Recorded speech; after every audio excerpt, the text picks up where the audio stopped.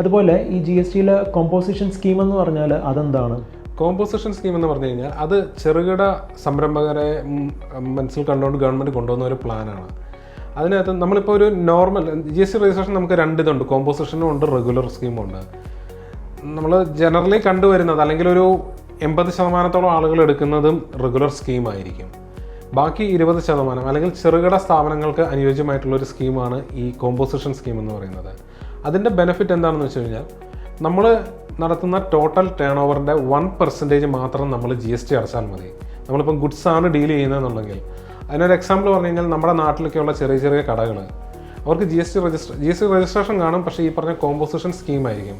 അപ്പം അവരുടെ ഒരു ക്വാർട്ടർലി ടേൺ ഓവർ എടുക്കുക, എത്ര ലക്ഷം രൂപയുടെ കച്ചവടം അവിടെ നടക്കുന്നു എന്നുള്ളത്, അതിൻ്റെ 1% മാത്രം അവർ GST അടയ്ക്കും. അപ്പോൾ അതിനകത്തൊരു കുഴപ്പം അല്ലെങ്കിൽ അതിൻ്റെ ഒരു റൂൾ എങ്ങനെയാണെന്ന് വെച്ച് കഴിഞ്ഞാൽ കസ്റ്റമറുടെ അടുത്തൊന്നും ഇവർക്ക് ഈ GST കളക്ട് ചെയ്യാൻ പറ്റില്ല.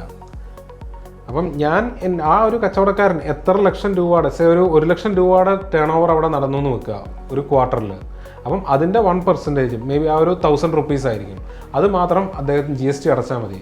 അത് കസ്റ്റമറുടെ അടുത്ത് വാങ്ങിക്കാൻ പറ്റില്ല, ആ ബിസിനസ്സുകാരൻ അദ്ദേഹത്തിൻ്റെ കയ്യിൽ നിന്ന് തന്നെ എടുത്തിട്ട് അത് കൊടുക്കേണ്ടി വരും. അതിനാണ് കോമ്പോസിഷൻ സ്കീം എന്ന് പറയുന്നത്.